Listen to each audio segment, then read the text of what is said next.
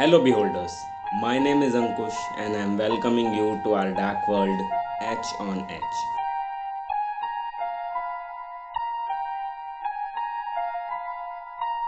काफ़ी सारी जगहों जैसे कि रेड रूम्स और डार्क वेब की जैसी जगहों पर टॉर्चरिंग एक्टिविटीज़ को दिखाकर पैसे अर्न किए जाते थे। लेकिन इस टॉर्चर का यूज़ मिडल एजेस टाइम की गवर्नमेंट किया करती थी क्रिमिनल से उनका क्राइम कन्फेस करवाने के लिए। और आज हम उसी टाइम का एक टॉर्चर ऑब्जेक्ट को एक्सप्लेन करने जा रहे हैं, that is known as the torture chair. आजकल गवर्नमेंट और लॉ एंड ऑर्डर ने क्रिमिनल्स एंड क्राइम सस्पेक्ट को टॉर्चर करने के लिए कई सारे नए रूल्स एंड रेगुलेशंस बना दिए हैं, जिसमें कोई भी क्रिमिनल या क्राइम सस्पेक्ट को उस डिग्री से ज़्यादा टॉर्चर नहीं किया जा सकता और कई दूसरे टॉर्चरिंग मेथड्स का यूज़ तो कम्प्लीटली बैन कर दिया गया है। लेकिन इन 70वीं सेंचुरी में एक टॉर्चरिंग ऑब्जेक्ट का बहुत यूज़ किया जाता था क्रिमिनल से उनका गुनाह कन्फेस करवाने के लिए, और इस ऑब्जेक्ट का नाम था द टॉर्चर चेयर। और द टॉर्चर चेयर को आयरन चेयर और द यूरोपियन टॉर्चर चेयर भी कहा जाता था। इस चेयर को 1701 में इंट्रोड्यूस किया गया था और इस चेयर का यूज़ उस टाइम की गवर्नमेंट एंड अथॉरिटीज़ किया करती थी किसी क्राइम सस्पेक्ट से उनका गुनाह कबूल करवाने के लिए। इस चेयर को आमतौर पर एक टॉर्चरिंग ऑब्जेक्ट की तरह देखा जाता था, लेकिन ये चेयर क्रिमिनल्स को फिजिकल टॉर्चर से ज़्यादा साइकोलॉजिकल टॉर्चर देती थी, क्योंकि इस चेयर का डर इतना होता था कि इस चेयर की वजह से कई सारे निर्दोष लोगों ने उन पर लगे झूठे एलिगेशंस को भी कन्फेस कर लिया था। ये चेयर सबसे पहले यूरोपियन कंट्रीज़ में बनाई गई थी, लेकिन इस चेयर का यूज़ पूरे वर्ल्ड की अथॉरिटीज़ ने मिडल एजेस में करा था। और ये चेयर उस टाइम की सबसे टेरिफाइड पनिशमेंट में से एक थी, जैसे कि the iron maiden, the breaking wheel और द हेड क्रशर। यूरोप में ये चेयर अक्सर मेटल की बनती थी, लेकिन चाइना में इस चेयर को लकड़ी से बनाया जाता था। इस चेयर में ब्लेड्स भी लगाए जाते थे, जिससे इन्फेक्शंस का खतरा बना रहता था।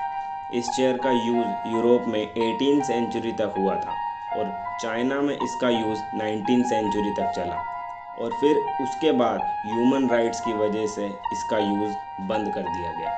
इन मिडल एजेस जिन लोगों के ऊपर क्राइम्स के एलिगेशंस लगे होते थे उनको एक अलग सेल में रखा जाता था, और वो सेल अंडरग्राउंड टनल में बना होता था, और उस सेल में उन लोगों को टॉर्चर किया जाता था। उन टॉर्चर ऑब्जेक्ट्स में टॉर्चरिंग चेयर भी एक ऑब्जेक्ट थी।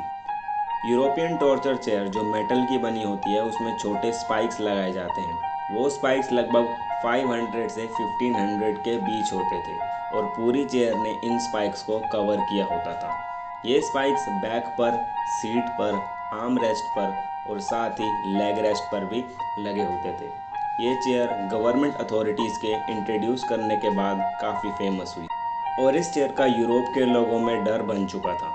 इस चेयर के कई और भी वर्जन्स हैं, कईयों में ब्लेड्स लगे होते हैं और कई में वुडन नेल्स। लेकिन डिफरेंट वर्जन्स होने के बाद भी इन टॉर्चर चेयर्स में एक बात कॉमन थी कि इन सब में पॉइजनस स्पाइक्स लगे होते हैं, और इस चेयर की सीट के बीच में एक होल बना होता है जिसमें आग लगाई जाती है या फिर उसमें जलते हुए कोयले रखे जाते हैं। जनरली इस चेयर पर उन लोगों को बिठाया जाता था जो अपना क्राइम कन्फेस नहीं करते थे, और उस इंसान को इस चेयर पर पहले बिठाया जाता था और एक दूसरे पर्सन को जिसने अपना क्राइम कन्फेस नहीं किया उससे टॉर्चर करते हुए दिखाया जाता था, जिससे उस पर्सन को टॉर्चर होते देख बाकी के सस्पेक्ट अपना क्राइम कन्फेस कर ले।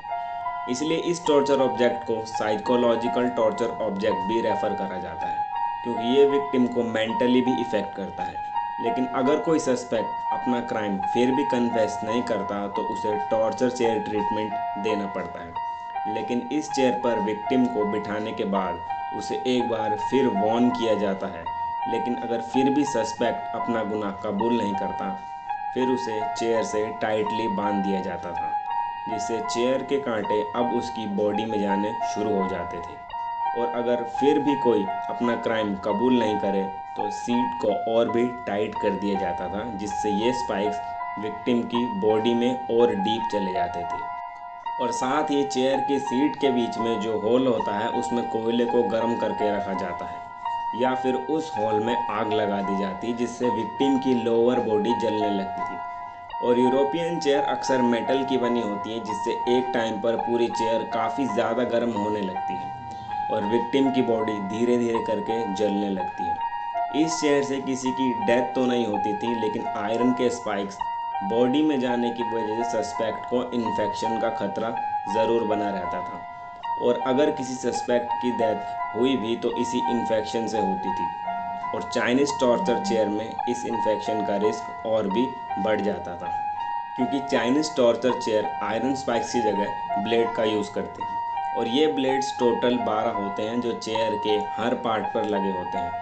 और टॉर्चरिंग चेयर के चाइनीज़ वर्जन से डेथ का खतरा ज़्यादा होता है, क्योंकि इस चेयर के ट्रीटमेंट से ब्लड लॉस बहुत होता है, जिससे अनकॉन्शियस होकर पर्सन बेहोश हो जाता है और फिर उसकी डेथ हो जाती है।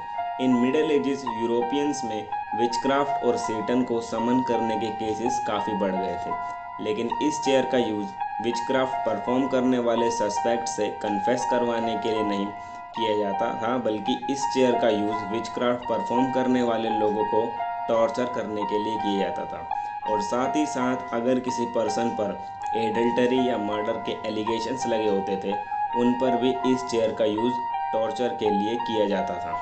लेकिन बाद में इस डिवाइस का यूज़ पूरी तरह ख़त्म कर दिया गया, क्योंकि कई सारे विक्टिम जिनको इससे टॉर्चर किया जा रहा था वो इनोसेंट साबित हो रहे थे और विचक्राफ्ट एक्टिविटीज़ भी धीरे धीरे यूरोपियन कंट्रीज़ में ख़त्म होने लगी थी। इसलिए टॉर्चर चेयर की पनिशमेंट को ख़त्म कर दिया गया।